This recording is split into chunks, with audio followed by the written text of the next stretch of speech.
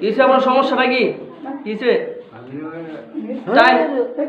আপনি টাইমে সমস্যা হয় তো আরেক মসজিদ চলে যান। ঠিক আছে, জুমার দিন সমস্যা হলে আপনি আরেক মসজিদ চলে যান। যে ব্যক্তি সুদ খায়, সুদ গ্রহণ করে, সুদ দেয়, সুদের সাক্ষী থাকে, সুদের লিখে দেয়, সকলের জন্য এই 70টা গুনার কথা স্পষ্ট হাদিসে এসেছে। আর রিবা সাবউনা হুবান আইসারুহা আইয়ানকিহা রাজুল উম্মুহা। এর মাঝে সবচেয়ে নিম্নমানের যেই সহজ যে গুনাহটা হলো, সেই গুনাহটা হলো আপন মায়ের সাথে জিনা করলে না যতটুকু মারাত্মক হবে, এর চেয়ে মারাত্মক হবে যে সুদে টাকা দেয়, সুদে গ্রহণ করে, সুদে দেয়, সুদের ন্যায় সাক্ষী থাকে, লিখে দেয়। আপন মায়ের সাথে জিনা করা কত বড় খারাপ কাজ। যদি কোনো ব্যক্তি সমাজের মাঝে আপন মায়ের সাথে যদি জিনা করে, আপন মায়ের সাথে যদি লজ্জাস্থান যদি দেখে প্রদর্শন করে, যদি তার লজ্জাস্থানে তার জনিদারে যদি কে সঙ্গম করে, তাহলে কতটুকু খারাপ মনে করবে সমাজের মানুষ। এর চেয়েও সমাজে এর চেয়ে রাসূল সাল্লাল্লাহু আলাইহি ওয়াসাল্লাম বেশি খারাপ মনে করেছেন সুদ খাওয়াকে, ঘুষ খাওয়াকে। আজকে আমরা নির্দ্বিধায় প্রয়োজন ওই মারাত্মক হোক আর না হোক, আমরা এটাকে ফ্যাশন হয়েছে হিসেবে ধরে নিয়েছি। প্রয়োজন পড়লেই সমিতি থেকে নাও, সুদ থেকে নাও, ড্রাগ থেকে নাও, বিভিন্ন এনজিও সেবা থেকে নাও, টাকা নাও, প্রয়োজন পুরা করো। তারা যে মানবতার কল্যাণ দেখায়, আপনাকে দেখিয়ে যে সুদে খাওয়াইতেছে, এই সমস্ত কাজ তো ইহুদি খ্রিস্টানদের কাজ। মুসলমানদেরকে কিভাবে প্রতারিত করবে, কিভাবে ধোঁকা দিবে, মুসলমানদেরকে কিভাবে ইসলাম থেকে বিদ্বেষিত করে তুলবে, ইসলাম থেকে খারেজ করে কিভাবে জাহান্নামমুখী করবে, এই পায়তারা তো এদের। আমরা এদের ধোঁকায় পড়ে পড়ে স্লোগানে মুখরিত হয়ে তাদের কথার মাধুর্যতার পিছনে পড়ে আমরা সুদে লাভে আসলে যেভাবে পারছি সেভাবে টাকা নিচ্ছি, ঘুষ খাচ্ছি, ছিনতাইয়ের হাজারি খুন দর্শন করছি, কোনো কিছুই পরোয়া করছি না। প্রদর্শন করাইতেছিলেন, এমত অবস্থায় আমার সামনে পড়লো এমন একজন ব্যক্তি, যে ব্যক্তি সে রক্তের সমুদ্রে হাবুডুবু খাচ্ছে, সাঁতরাচ্ছে, কাতরাচ্ছে। সে তীরে ওঠার জন্য চেষ্টা করছে, বারবার চেষ্টা করছে, বারবার চেষ্টা করছে, তীরে ওঠার জন্য বারবার চেষ্টা করছে, তীরে এসে পৌঁছে এমত অবস্থায় একজন ব্যক্তি তাকে পাথর দিয়ে নিক্ষেপ করে, আবার সে ওই জায়গায় চলে যায়, আবার চেষ্টা করে, আবার সামনে আগায়, সামনে আগায়, কিন্তু বারবার চেষ্টা করে, বারবার পাথর নিক্ষেপ করে তাকে জায়গায় পৌঁছায় দেওয়া হয়। এটাই তার শাস্তি। কিয়ামত দিন পর্যন্ত, কিয়ামত পর্যন্ত তার শাস্তি হলো এই শাস্তি। এই শাস্তিতে সে কিয়ামত পর্যন্ত থাকবে, এই শাস্তি থেকে উত্তোলন হতে পারবে না। এই শাস্তি তার একমাত্র চূড়ান্ত শাস্তি। এরপর আরো আরো বড় কঠোর শাস্তি তার জন্য রয়েছে। যখন ফয়সালা হয়ে যাবে, বিচার দিনের ফয়সালা হবে, তখন আরো কঠিন শাস্তি তার জন্য অপেক্ষা করছে। আল্লাহ নবী সাল্লাল্লাহু আলাইহি ওয়াসাল্লাম প্রশ্ন করলেন, হে জিবরাইল, তুমি যে লোকটাকে আমাকে দেখিয়েছো, এই লোকটাকে কোন ব্যক্তির শাস্তি, এমন ব্যক্তির এত শাস্তি, কঠিন শাস্তি? আমি তো আমার উম্মতকে জানাইতে হবে, আমার উম্মতকে বুঝাইতে হবে যে এই কাজ করো না, এই কাজ করলে এই শাস্তি। জিবরাইল আলাইহিস সালাতু ওয়াস সালাম বললেন, হে আল্লাহর নবী হুজুর আকরাম সাল্লাল্লাহু আলাইহি ওয়াসাল্লাম, এই শাস্তি হলো ওই ব্যক্তির যে ব্যক্তি সুদ খাইতো, যে ব্যক্তি দুনিয়াতে সুদ খাইতো, মানুষের কাছে লাভে টাকা দিত, লাভে টাকা নিত। যুদ্ধ করতে যদি পারো আল্লাহর সাথে, তাহলে সুদ খাও, সমস্যা নাই। যদি আল্লাহর সাথে মনে করেন যে যুদ্ধ করতে পারবো না, আল্লাহর হাবিব সাল্লাল্লাহু আলাইহি ওয়াসাল্লামের সাথে যুদ্ধ করতে পারবো না, তাহলে এই সুদ খাইবেন না, সুদ ঘুষে মত্ত হবেন না। এগুলো ছাড়াও জীবন চলে, বহুত মানুষ চলতেছে, বহুত মানুষ চলতেছে সুদ ছাড়া, ঘুষ ছাড়া। এক ব্যক্তিকে দেখাইলেন, যে ব্যক্তির পেটটা হলো বিশাল গড়ের আকৃতির পেট, একটা গড় যেমন বিশাল থাকে এমন বিশাল আকৃতির পেট, ওই ব্যক্তির বিশাল পেট এবং তার পেটের ভিতরে সাপ বিচ্ছু, সাপে তার পেটটা ভরপুর, সাপে পেটটা একবারে ভরপুর, সব পেটের সাপ দেখা যাচ্ছে। তো আল্লাহ হাবিব সাল্লাল্লাহু আলাইহি ওয়াসাল্লাম বললেন যে ভাই জিবরাইল, এই লোকটাকে তার এই শাস্তি কেন হচ্ছে? তো আল্লাহ সাল্লাল্লাহু আলাইহি ওয়াসাল্লাম বললেন, আল্লাহ সাল্লাল্লাহু আলাইহি ওয়াসাল্লামকে জিবরাইল আলাইহিস সালাম বললেন, ভাই মুহাম্মদ রাসূলুল্লাহ, এই ব্যক্তি হলো ওই ব্যক্তি যে সুদ খাইতো, যে সুদ দিত, সুদ গ্রহণ করত, যে ব্যক্তি সুদের সাক্ষী ছিল, সুদ লিখে দিত, ওই ব্যক্তি যে ব্যক্তি সুদ খাইতো। এই ব্যক্তি ওই ব্যক্তি যে সুদ খাইতো, সুদ দিত, সুদের সাক্ষী থাকতো, সুদের কাজ লিখে দিত, এই ব্যক্তি ওই ব্যক্তি আজকে তার পেটের ভিতর সাপে ভরপুর, সাপে কষ্ট দিচ্ছে, দংশন করছে। এই শাস্তি হলো তার কিয়ামত পর্যন্ত। এরপর তো আরো কঠিন শাস্তি তার জন্য অপেক্ষা করছে। বাংলার সব পীর মাশায়েখ ওলামা জনতা জাগরে আজ, হাতে হাত ধরে এক হও ওরে বজ্র কণ্ঠে তোলো আওয়াজ। ওলিয়া উলিয়া মুজাহিদিনের মেহনতে গড়া এই জমিন, নাপাক বানাতে দেব না কাউকে মুমিনের এই চাই নামাজ। বাংলার সব পীর মাশায়েখ ওলামা জনতা জাগরে আজ। ومن سيئات أعمالنا من يهده الله فلا مضل له ومن يضلله فلا هادي له ونشهد أن لا إله إلا الله وحده لا شريك له اللهم صل على محمد وعلى آل محمد كما صليت على إبراهيم وعلى آل إبراهيم إنك حميد مجيد أما بعد فأعوذ بالله من الشيطان الرجيم بسم الله الرحمن الرحيم يا أيها الذين آمنوا اتقوا الله وذروا ما بقي من الربا فإن لم تفعلوا فأذنوا بحرب من الله ورسوله وقال النبي صلى الله عليه وسلم عن أبي مسعود رضي الله تعالى عنه قال قال رسول الله صلى الله عليه وسلم لعن الله آكل الربا وموكله وكاتبه وشاهديه أو كما قال عليه الصلاة والسلام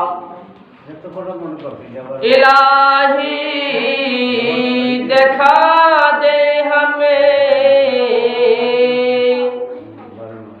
मदीना किसी बस्ती में जिसमें रात दिन खुदा तेरी रहम बरसते बलगल उला बिकमालिही कशफत दुजा बिजमालिही हसनत जमीउ खिसालिही सल्लु अलैहि व आलिही। अल्हम्दुलिल्लाह, अल्लाह पाक रब्बुल आलमीन लाखों कोटि शुक्रिया যে আল্লাহ সুবহানাহু ওয়া তাআলা অতিশয় মেহেরবানি এবং দয়া করে আমাদেরকে বিগত জুমার নেই আজকের জুমায়ও আল্লাহ তাআলার ডাকে সাড়া দিয়ে তার ঘরের মেহমান হওয়ার তৌফিক দিয়েছেন। সেই সাথে সেই মালিকের দরবারে আমরা শুকরিয়া আদায় করি যে মালিক আমাকে আপনাকে সুস্থতার জিন্দেগি দিয়েছেন।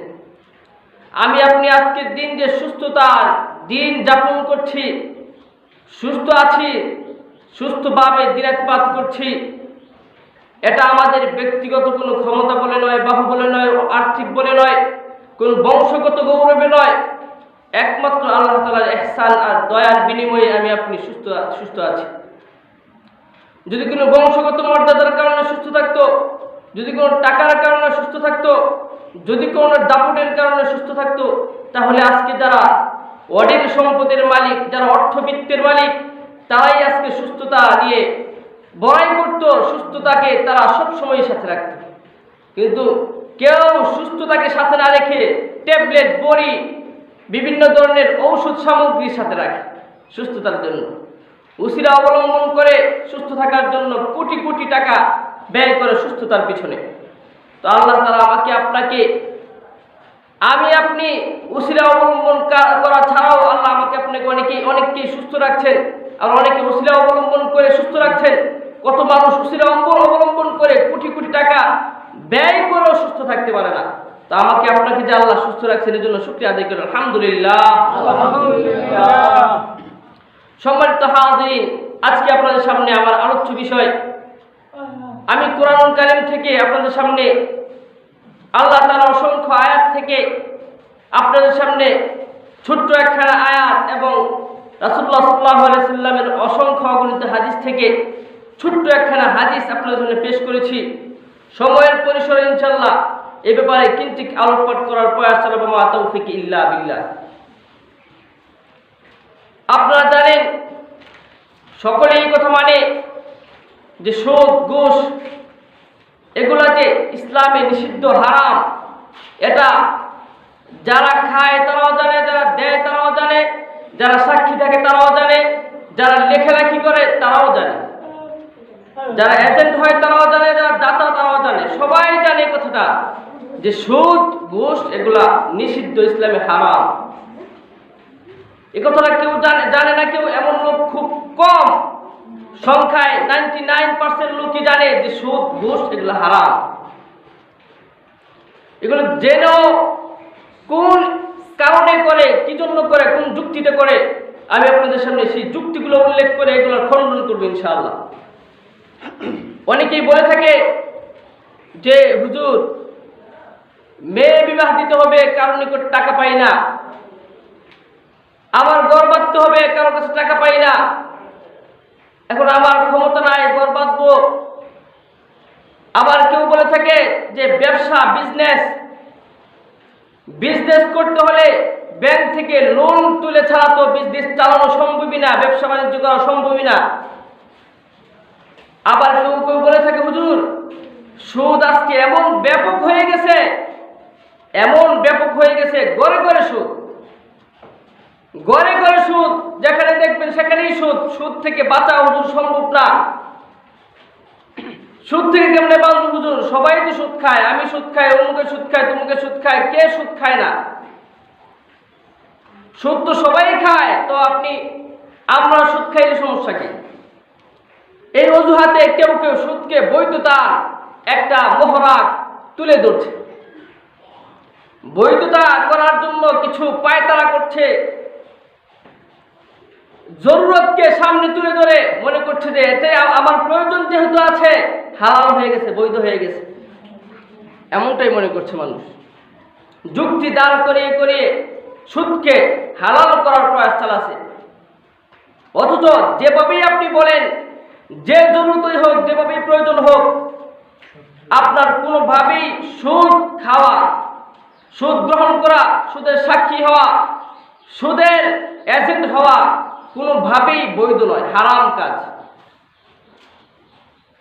শরীয়তে একমাত্র তখনই ছাড় দিয়েছে যখন মানুষ এমন অবস্থায় পড়ে যায়, হাওতে মাখমাসা বলে ফিকহার পরিভাষায়, অর্থাৎ যখন মানুষ একেবারে মৃত্যুর দ্বার প্রান্তে পৌঁছে যায়, যে এখন যদি আমি না খাই তাহলে মারা যাব, আর সুদের টাকা ছাড়া আমার কাছে আর কোনো টাকা নাই, এমন হালতে শুধু তাকে জীবন বাঁচানোর জন্য বৈধতা রাখেছে। এছাড়া কোনো অবস্থায় সুদ বৈধ নয়।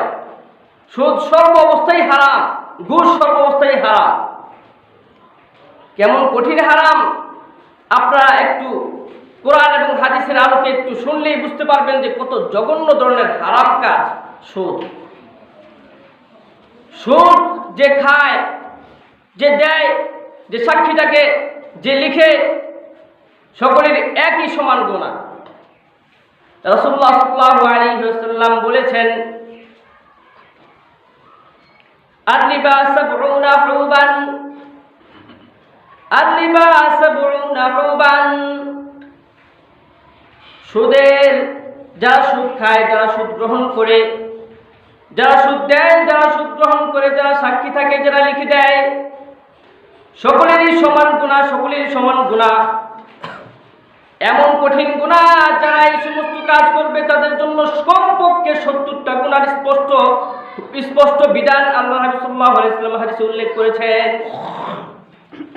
70টা গুনাহ তার নিশ্চিত হবে, এতে কোনো সন্দেহ নাই। স্পষ্ট হাদিসের বিধান। যে ব্যক্তি সুদ খায়, সুদ গ্রহণ করে, সুদ দেয়, সুদের সাক্ষী থাকে, সুদের লিখি দেয়, সকলের জন্য এই 70টা গুনার কথা স্পষ্ট হাদিসে এসেছে। আর রিবা সাবউনা হুবান আইসারুহা আইয়ানকিহা আর-রাজুল উম্মুহা। এর মাঝে সবচেয়ে নিম্নমানের যেই সহজ যে গুনাহটা হলো, সেই গুনাহটা হলো আপন মায়ের সাথে জিনা করলে না যতটুকু মারাত্মক হবে, এর চেয়ে মারাত্মক হবে যে সুদে টাকা দেয়, সুদে গ্রহণ করে, সুদে দেয়, সুদে নেয়, সাক্ষী থাকে, লিখে দেয়। আপন মায়ের সাথে জিনা করা কত বড় খারাপ কাজ। যদি কোনো ব্যক্তি সমাজের মাঝে আপন মায়ের সাথে যদি জিনা করে, আপন মায়ের সাথে যদি লজ্জাস্থান যদি দেখে প্রদর্শন করে, যদি তার লজ্জাস্থানে তার জনিদারে যদি কে সঙ্গম করে, তাহলে কতটুকু খারাপ মনে করবে সমাজের মানুষ। এর চেয়েও রাসূল সাল্লাল্লাহু আলাইহি ওয়াসাল্লাম বেশি খারাপ মনে করেছেন সুদ খাওয়াকে, ঘুষ খাওয়াকে। আজকে আমরা নির্দ্বিধায়, প্রয়োজন ওই মারাত্মক হোক আর না হোক, আমরা এটাকে ফ্যাশন হয়েছে হিসেবে ধরে নিয়েছি। প্রয়োজন পড়লেই সমিতি থেকে নাও, সুদ থেকে নাও, ব্রাক থেকে নাও, বিভিন্ন এনজিও সেবা থেকে নাও, টাকা নাও, প্রয়োজন পুরা করো। তারা যে মানবতার কল্যাণ দেখায়, আপনাকে দেখিয়ে যে সুদে খাওয়াইতেছে, এই সমস্ত কাজ তো ইহুদি খ্রিস্টানদের কাজ। মুসলমানদেরকে কিভাবে প্রতারিত করবে, কিভাবে ধোঁকা দিবে, মুসলমানদেরকে কিভাবে ইসলাম থেকে বিদ্বেষিত করে তুলবে, ইসলাম থেকে খারেজ করে কিভাবে জাহান্নামমুখী করবে, এই পায়তারা তো এদের। আমরা এদের ধোঁকায় পড়ে পড়ে, স্লোগানে মুখরিত হয়ে, তাদের কথার মাধুর্যতার পিছনে পড়ে আমরা সুদে লাভে আসলে যেভাবে পারছি সেভাবে টাকা নিচ্ছি, ঘুষ খাচ্ছি, ছিনতাইয়ের হাজারে খুন দর্শন করছি, কোনো কিছুই পরোয়া করছি না। অথচ রাসূল সাল্লাল্লাহু আলাইহি ওয়াসাল্লাম বলেছেন এমন মারাত্মক গুনাহ, এই সুদের মাঝে এত মারাত্মক গুনাহ, এত মারাত্মক গুনাহ, যে গুনাহটা আপন মায়ের সাথে জিনা করলে যে গুনাহ হবে, এর চেয়ে মারাত্মক। এর চেয়ে মারাত্মক যদি গুনাহ হয়, তাহলে মনে করেন কত বড় গুনাহ। এরপর রাসূল সাল্লাল্লাহু আলাইহি ওয়াসাল্লাম একবার এইভাবে বসা ছিলেন মুসল্লিদের সামনে, সাহাবায়ে কেরামের সামনে বসা ছিলেন। এমত অবস্থায় আল্লাহর হাবিব সাল্লাল্লাহু আলাইহি ওয়াসাল্লাম সাহাবায়ে কেরামকে বলতেছেন, হে আমার সাহাবায়ে কেরাম, তোমরা শুনে রাখো, তোমরা জেনে রাখো, আজকে আমি রাতে স্বপ্নে দেখেছি আমাকে জিবরাইল আলাইহিস সালাতু ওয়াস সালাম সাথে করে নিয়ে গেলেন। আমাকে জান্নাত জাহান্নাম, বিভিন্ন আকর্ষণীয় জিনিস, বিভিন্ন আজীব জিনিস, বিভিন্ন শাস্তির জিনিস, আমাকে বিভিন্ন জিনিস দেখাইতেছিলেন, প্রদর্শন করাইতেছিলেন। এমত অবস্থায় আমার সামনে পড়লো এমন একজন ব্যক্তি, যে ব্যক্তি সে রক্তের সমুদ্রে হাবুডুবু খাচ্ছে, সাঁতরাচ্ছে, কাতরাচ্ছে। সে তীরে ওঠার জন্য চেষ্টা করছে, বারবার চেষ্টা করছে, তীরে ওঠার জন্য বারবার চেষ্টা করছে, তীরে এসে পৌঁছে। এমত অবস্থায় একজন ব্যক্তি তাকে পাথর দিয়ে নিক্ষেপ করে, আবার সে ওই জায়গায় চলে যায়, আবার চেষ্টা করে, আবার সামনে আগায়, কিন্তু বারবার চেষ্টা করে, বারবার পাথর নিক্ষেপ করে তাকে জায়গায় পৌঁছায় দেওয়া হয়। এটাই তার শাস্তি। কিয়ামত পর্যন্ত তার শাস্তি হলো এই শাস্তি। এই শাস্তিতে সে কিয়ামত পর্যন্ত থাকবে, এই শাস্তি থেকে উত্তরণ হতে পারবে না। এই শাস্তি তার একমাত্র চূড়ান্ত শাস্তি। এরপর আরো বড় কঠোর শাস্তি তার জন্য রয়েছে। যখন ফয়সালা হয়ে যাবে, বিচার দিনের ফয়সালা হবে, তখন আরো কঠিন শাস্তি তার জন্য অপেক্ষা করছে। আল্লাহ নবী সাল্লাল্লাহু আলাইহি ওয়াসাল্লাম প্রশ্ন করলেন, হে জিবরাইল, তুমি যে লোকটাকে আমাকে দেখিয়েছো, এই লোকটাকে কোন ব্যক্তির শাস্তি, এমন ব্যক্তির এত শাস্তি, কঠিন শাস্তি? আমি তো আমার উম্মতকে জানাইতে হবে, আমার উম্মতকে বুঝাইতে হবে যে এই কাজ করো না, এই কাজ করলে এই শাস্তি। জিবরাইল আলাইহিস সালাতু ওয়াস সালাম বললেন, হে আল্লাহর নবী হুজুর আকরাম সাল্লাল্লাহু আলাইহি ওয়াসাল্লাম, এই শাস্তি হলো ওই ব্যক্তির যে ব্যক্তি সুদ খাইতো, যে ব্যক্তি দুনিয়াতে সুদ খাইতো, মানুষের কাছে লাভে টাকা নিত, যারা সাক্ষী থাকতো, যারা দেখতো, যারা লিখে দিত, ওই সমস্ত ব্যক্তির শাস্তি হলো এই কঠিন শাস্তি। লক্ষ্য করেছেন কত কঠিন শাস্তি দিয়েছেন আল্লাহ তাআলা এই সুদখোরকে, ঘুষখোরকে, যারা সুদ খায়, ঘুষ দেয়, লিখে দেয়, সাক্ষী থাকে, তাদের সমান গুনাহ, এত কঠিন শাস্তি আল্লাহ তাআলা এই সমস্ত সুদখোরদের জন্য রেখেছেন। অত্যন্ত মর্মান্তিক, অত্যন্ত বেদনাদায়ক, অত্যন্ত কঠিন শাস্তি এই সমস্ত সুদখোরদের, ঘুষখোরদের জন্য। আমাকে আপনাকে এই সুদ থেকে বেঁচে থাকতে হবে। শুধু তাই নয়, আল্লাহ তাআলা সরাসরি কোরআনে ইরশাদ করেছেন এই বিষয়ে। বিসমিল্লাহির রহমানির রহিম।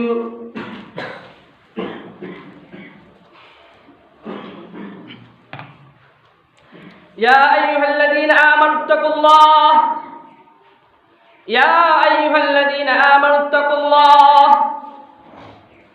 হে দুনিয়ার মানুষ সকল, তোমরা আল্লাহকে ভয় করো।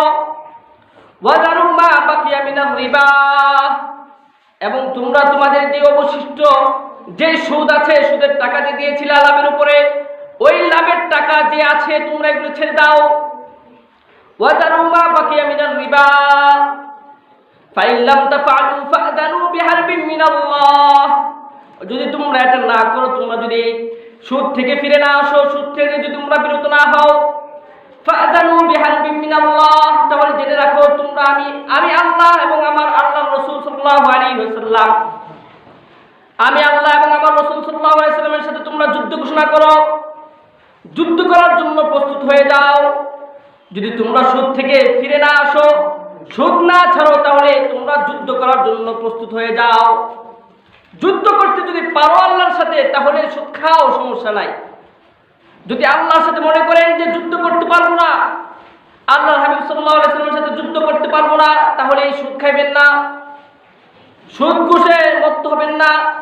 এগুলো ছাড়াও জীবন চলে। বহুত মানুষ চলতেছে সুদ ছাড়া, ঘুষ ছাড়া।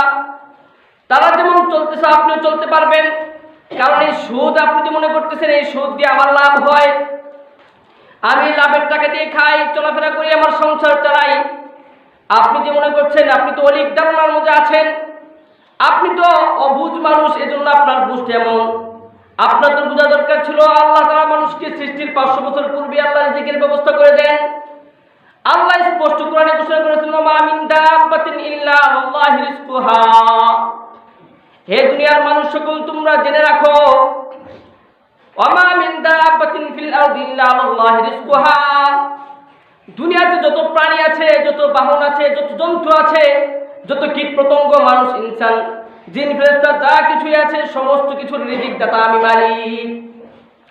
যখন আল্লাহ রিজিক দাতা, তারপরও কেন আপনি সুদ খাইবেন? তারপরও কেন আপনি ঘুষ খাইবেন? আপনি আল্লাহর নিকট চান যে আল্লাহ, আমার তো রিজিকের প্রয়োজন, আমার মেয়েকে বিবাহ দেওয়ার প্রয়োজন, আমার ঘরের প্রয়োজন, আমার বিভিন্ন আসবাবের প্রয়োজন, আমি আল্লাহর কাছে চাই না কেন? আমি চাই এনজিওর কাছে, ব্রাকের কাছে, বিভিন্ন সমিতির কাছে সুদে টাকা আনি, লাভে টাকা আনি। আমার বিশ্বাস এতটুকুই হয়ে গেছে, আমার আকীদা এতটুকুই হয়ে গেছে, যার কারণে আল্লাহ তাআলা আপনাকে এইভাবেই চালাচ্ছেন। আল্লাহর উপর যে ধারণা পোষণ করবেন, এই ধারণাই আল্লাহ আপনার সাথে পোষণ করবেন।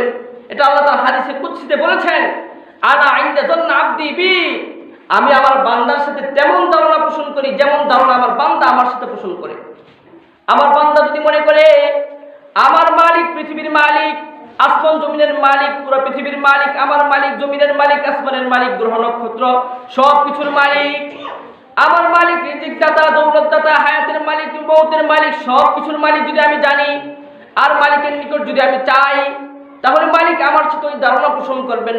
মালিকের সাথে আমি যেমন ধারণা পোষণ করব।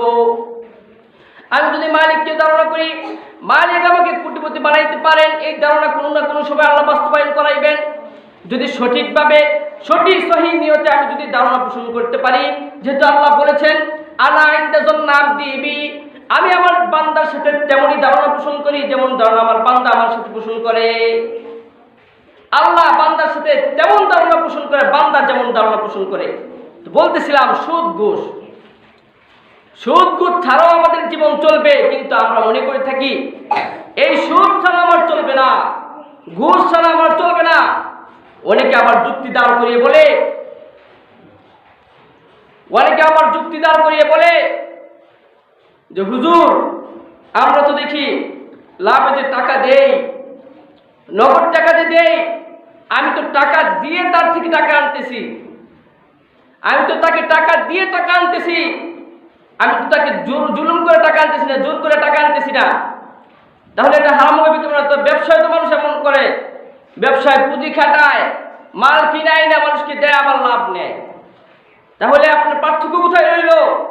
আপনি যে হারাম বলতেছেন, ব্যবসাকেও তো হারাম করতে হবে, হারাম বলতে হবে। না না, আল্লাহ স্পষ্ট ঘোষণা করেছেন, বিসমিল্লাহির রহমানির রহিম, আহাল্লাল্লাহুল বাই'a ওয়া হাররামার রিবা। আল্লাহ ব্যবসাকে হালাল করেছেন আর সুদকে ঘুষকে হারাম করেছেন। ব্যবসাকে আল্লাহ হালাল করেছেন, সুদকে হারাম করেছেন, স্পষ্ট কথা, এখানে অস্পষ্ট কোনো কথা নাই। সুতরাং এই কথা বলা যাবে না যে ব্যবসা যদি হালাল হয়ে থাকে সুদ কেন হারাম হবে, এই যুক্তি এখানে টিকবে না, স্পষ্ট কোরআনের বিধান। এছাড়াও আল্লাহ স্পষ্ট ঘোষণা করেছেন, ইয়ামহাকুল্লাহুর রিবা ওয়া ইউরবিস সাদাকাত। আল্লাহ তাআলা সুদকে মিটিয়ে দেন, নিশ্চিহ্ন করে দেন, ধ্বংস করে দেন। সুদী ব্যক্তিকেও ধ্বংস করেন, সুদকেও ধ্বংস করেন, সাক্ষীকেও ধ্বংস করেন, এমনইভাবে যে লিখে দেয় তাকেও ধ্বংস করেন, যে দেয় তাকেও ধ্বংস করেন। তবে হ্যাঁ, ইউরবিস সাদাকাত, যে সদকা দিবে, দান করবে, খয়রাত করবে, বিভিন্নভাবে আল্লাহ তাআলার নামে দান সদকা করবে, তাদের যে সদকাটি আমি বাড়িয়ে বাড়িয়ে উহুদ পাহাড় পরিমাণ করে দিব। তাদের দানটা তারা কিয়ামতের দিন দেখতে পাবে, কি বড় আকার ধারণ করেছে। জান্নাতে তাদের জন্য বিশাল বাড়ি হবে, অট্টালিকা হবে, তারা দেখতে পাবে। এজন্য স্পষ্ট আল্লাহর ঘোষণা যে সুদ হারাম, সুদকে ধ্বংস করে দিবেন আল্লাহ, নিশ্চিহ্ন করে দিবেন, সদকাকে আল্লাহ তাআলা বাড়িয়ে দিবেন।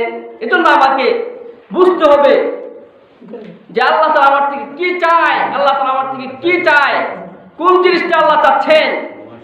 এখন সুদ যারা খান তারা আজ থেকে তওবা করেন। আল্লাহ স্পষ্ট ঘোষণা করেছেন, ওয়া ইন তুবতুম ফালাকুম মিসলু রুউসি আমওয়ালিকুম।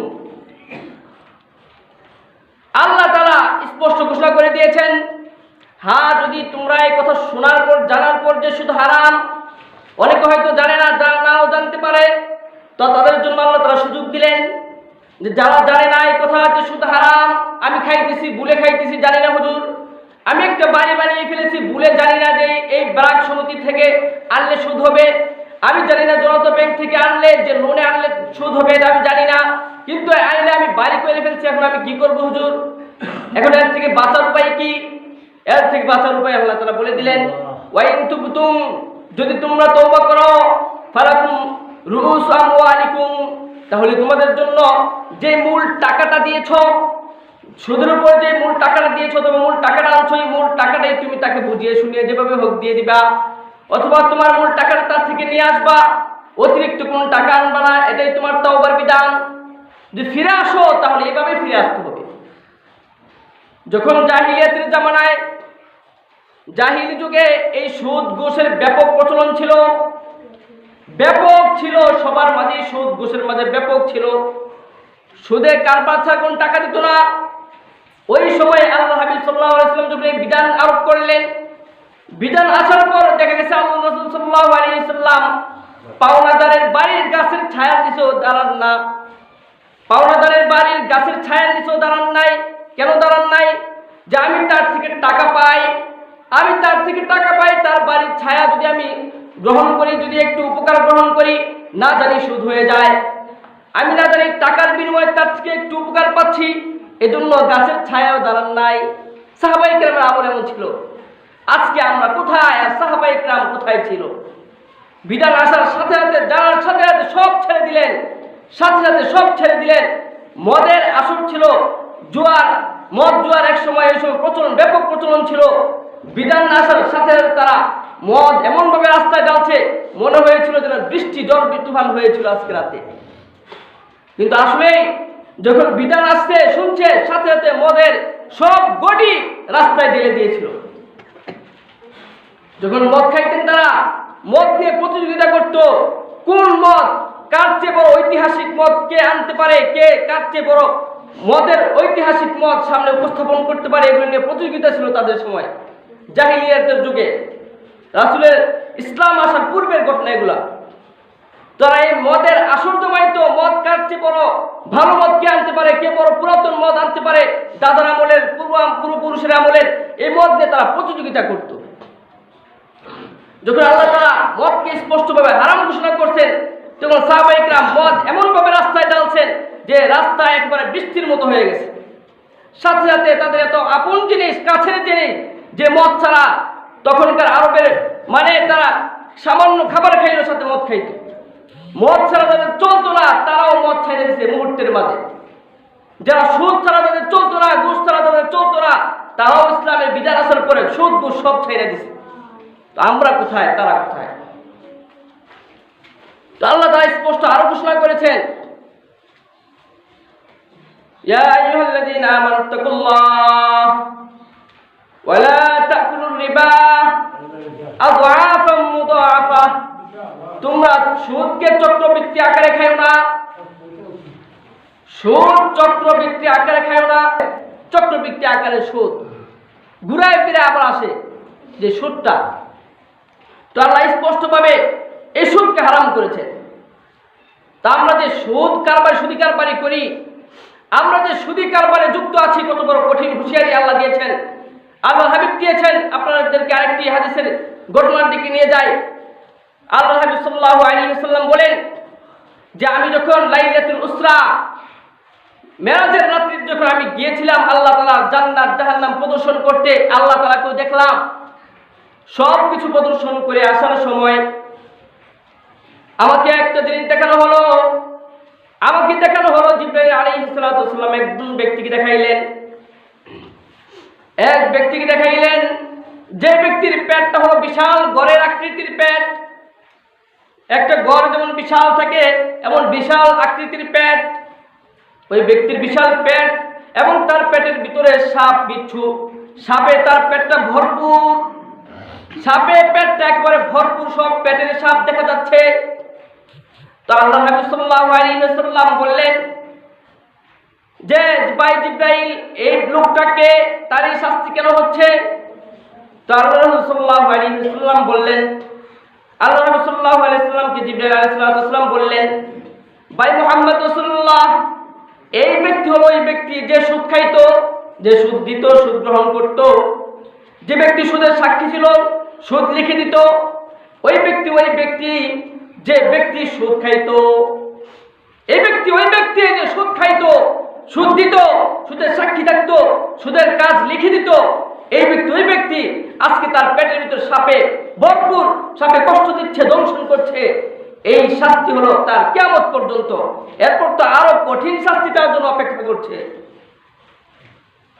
কত বড় কঠিন হুঁশিয়ারি, কত বড় কঠিন শাস্তি সুদখোরদের, ঘুষখোরদের। আজকে আমাদের ঘরে ঘরে সুদ, আমাদের ঘরে ঘরে সুদে ভরপুর হয়ে গেছে। আজকে যখন দেখি আমাদের এলাকায় ঘরে ঘরে হুন্ডা নিয়ে সুদি কারবারকরা, সুদি ব্যবসায়ীরা হুন্ডা নিয়ে ঘরে ঘরে ঘুরছে, চোখের সামনে দেখলে এগুলো সহ্য হয় না। আমাদের এলাকাতে জাহান্নামে পরিণত করছে এই সুদি কারবারীরা, এই সুদি ব্যবসায়ীরা হুন্ডা ঘুরে ঘুরে মানুষকে 5,000 10,000 টাকা দিচ্ছে আর সুদে টাকা দিচ্ছে। সেবার আড়ালে তারা মানুষকে জাহান্নামী করে বানিয়ে ছাড়ছে। এগুলো দেখলে আমাদের সহ্য হয় না, আমাদের সহ্য হয় না, দিল অস্থির হয়ে যায় ফটফট করে, যে তারা তো জাহান্নামের দিকে হাঁটছে, তারা তো জান্নাতের পথে হাঁটছে না, জাহান্নামের রাস্তাটাকে তারা বেছে নিয়েছে। আমি তো একজন জিম্মাদার, আমাকে আল্লাহ হাবিব সাল্লাল্লাহু আলাইহি ওয়াসাল্লাম জিম্মাদার বানিয়েছে। আমি যেহেতু ইলমে দ্বীন শিখেছি, আল্লাহ হাবিব সাল্লাল্লাহু আলাইহি ওয়াসাল্লাম বলেছেন, কুল্লুকুম রাইন ওয়া কুল্লুকুম মাসউলুন আন রাইয়াতিহি, তোমরা প্রত্যেকেই জিম্মাদার, প্রত্যেকেই হলে কর্ণধার, আর এই কর্ণধারের সম্পর্কে জিজ্ঞাসা করা হবে। এই ভয়ে আমাদেরকে বলতে হয়, আপনাদেরকে জানাইতে হয়।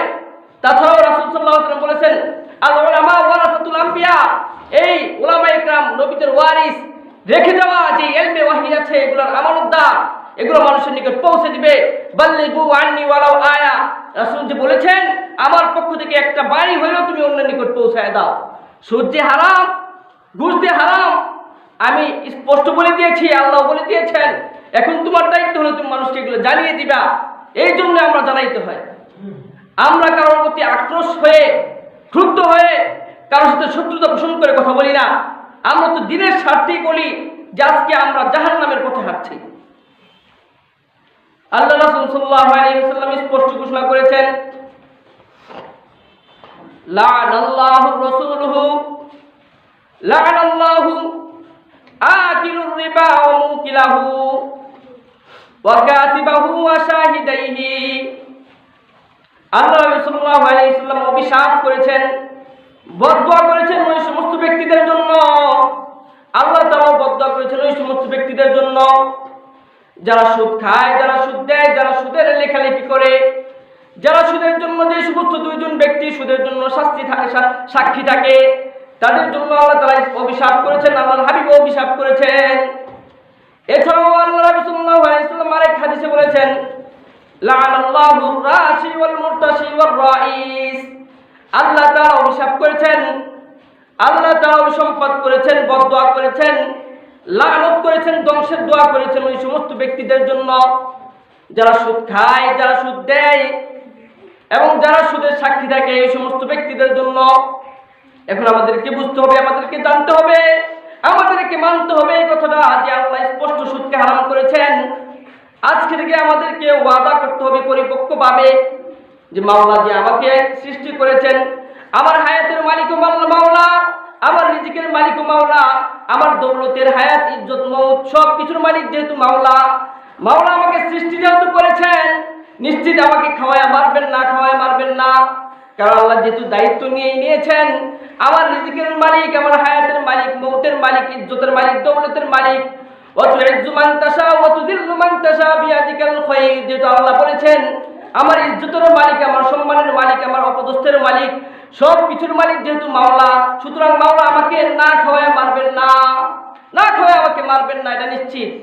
এই বিশ্বাস আমার দিলে ফিটিং করতে হবে।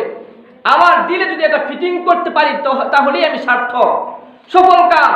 কারণ হাদিসে আছে রাসূল সাল্লাল্লাহু আলাইহি ওয়াসাল্লাম বলেছেন, যার রিজিক দুনিয়ার পৃথিবীতে এক ফোঁটা পানিও বাকি থাকে, এই এক ফোঁটা পানি না খেয়ে সে মরবে না। সুতরাং কেন আমি সুদ খাইবো, কেন ঘুষ খাইবো, কেন ইসলামের বিরুদ্ধে আচরণ করব, আল্লাহ রাসূলের সাথে যুদ্ধ ঘোষণা করব, আল্লাহর সাথে যুদ্ধ ঘোষণা করব।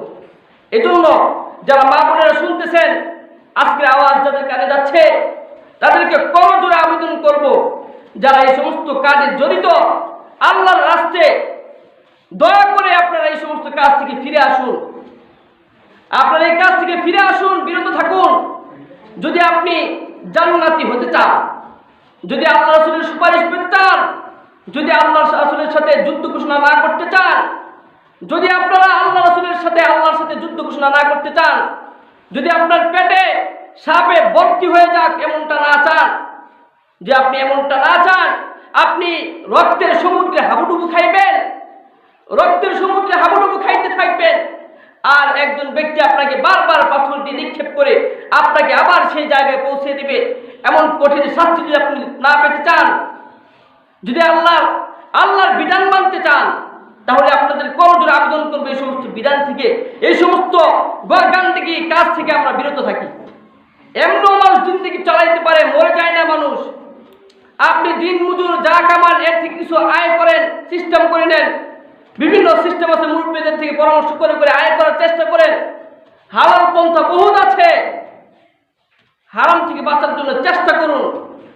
হালাল সেন্টার করার জন্য আমরা যে এই সমস্ত সুদ থেকে বাঁচানোর জন্য ক্ষুদ্র একটা প্রয়াস চালাচ্ছি, আল্লাহ যদি তৌফিক দেয় আমরা ইনশাআল্লাহ চালিয়ে যাব। ওলামায়ে কেরামের একটা ব্যবসা আমরা চেষ্টা করছি আপনাদেরকে বৈধভাবে সহিভাবে কিভাবে ঋণ দেওয়া যায় এই পদ্ধতি আমরা ইনশাআল্লাহ চালু করার জন্য আল্লাহ যদি আমাদেরকে তৌফিক দান করে তবে ইনশাআল্লাহ আমরা করবো ইনশাআল্লাহ, যে আল্লাহ সাকসেস করে। তবে এই সমস্ত পথ থেকে ফিরে আসুন, আল্লাহ তাআলা তৌফিক দান করুন। কিসে আপনার সমস্যাটা কি? কিসে টাইম? আপনি যদি টাইমে সমস্যা হয় তো আরেক মসজিদে চলে যান। ঠিক আছে, জুমার দিন সমস্যা হলে আপনি আরেক মসজিদে চলে যান। বেস্টি ফাইছিলাম ফাইজলাম করে নাও ইয়ার সময় 1:30টার সময় নামাজ পড়লাম আমি, 10টার সময় টাইম জুমার দিনে একটু সময় লাগবে না? সময় একটু বেশি লাগবে। যদি আমরা এই আদারের কথা খাইলি আস্তে আস্তে